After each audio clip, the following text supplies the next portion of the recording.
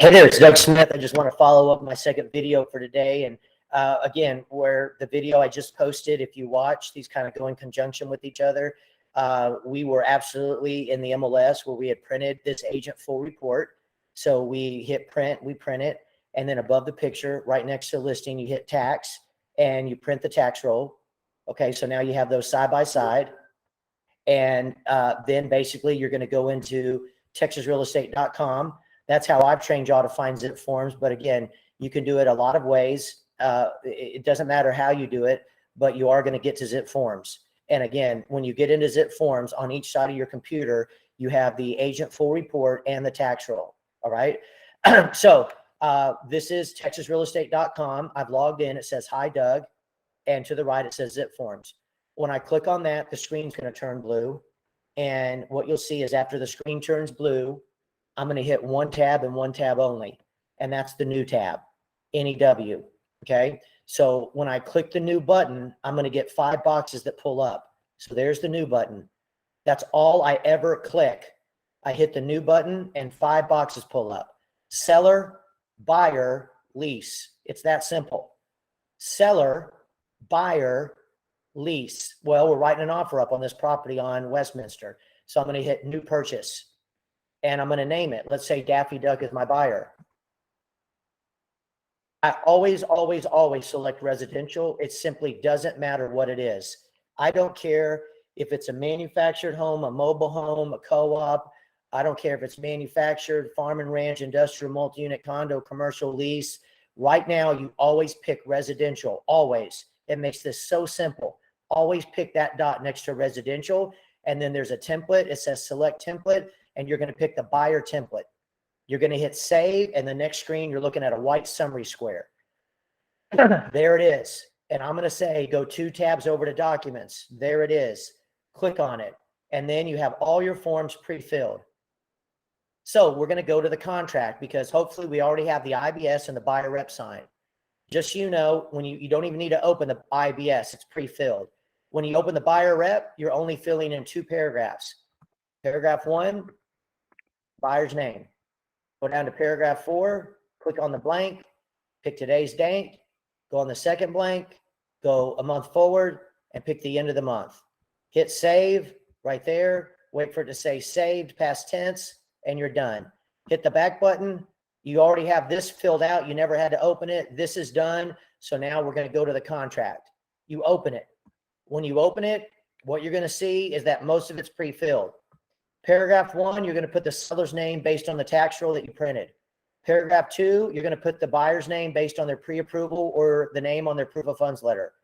Paragraph 2, you're going to put lot, block. If there's not a lot and block, then don't put it. Don't make anything up. So it's either there or it's not. Blank addition is subdivision. So this is the same thing as subdivision. It'll be right there on the listing. City of, it'll be right there. County of, it'll be right there. And known as will be the physical address. You go down to paragraph 3, 3A plus 3B equals 3C. Again, if you're going in at 200,000 and you're putting 10% down, that's 20,000. You don't need any commas. And that means that in paragraph 3B, boy, you're going to put 180. And when you tab, you have 200. All right. You don't need to worry about paragraph 4 unless there's a current tenant, not the seller, a current tenant. If there's no current tenant, this is not going to be filled in, paragraph 4, as well as if there's no leases of things like security systems or solar panels. You'll leave paragraph 4 alone. You go down to paragraph 5. The first blank is always going to be the title company. Do not put a human being in this.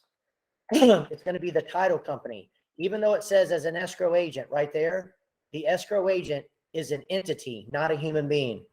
And then you're going to put the address. If there is no address, then don't worry about it.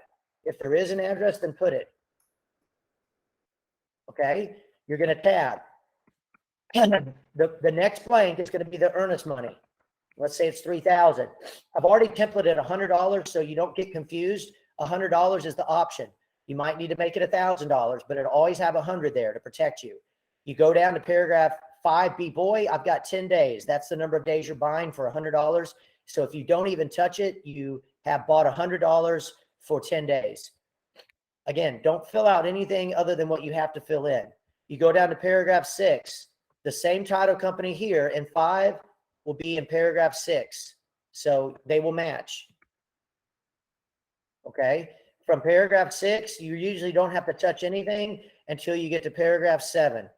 You either have the disclosure or you don't, or don't need it. Most of the time you have the seller's disclosure. So I have it marked that you already got it. If not, you're going to mark the second box and you're going to put for the seller to get it to you within 3 days. But most of the time you have it, and that's why it's already pre-filled. Okay. From paragraph 7, you're going to go all the way down to paragraph 9. You click on the blank and you're going to pick a closing date. It's always a good idea to ask the lender if they can hit it by, April 29th.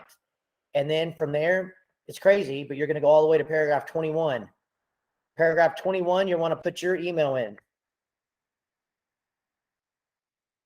Okay. And then you're always going to put the buyer's email.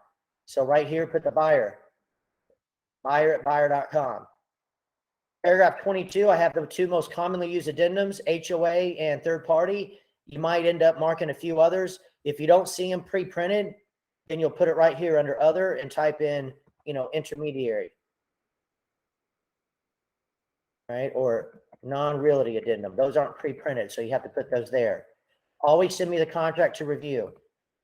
Then you scroll down and you're going to be right here. The left side will always be pre-filled. The right side, you're going to fill it out, equal and link to the left, and not go any further than city, state, and zip if there's 2 brokers. Okay? You're going to save it, and then you're going to always send it to me to review. All you do is hit send email. There's going to be 2 boxes that come up. You'll red X out of the first one. You'll type my email in the second, and the subject line, put review. You'll hit send, and you're done. And when you hit send, it'll tell you, do you want to send it through zipforms? Pick yes, and it'll send it to me as a PDF. And then text me, and we will lock and load. All right? Y'all be safe, and go get some.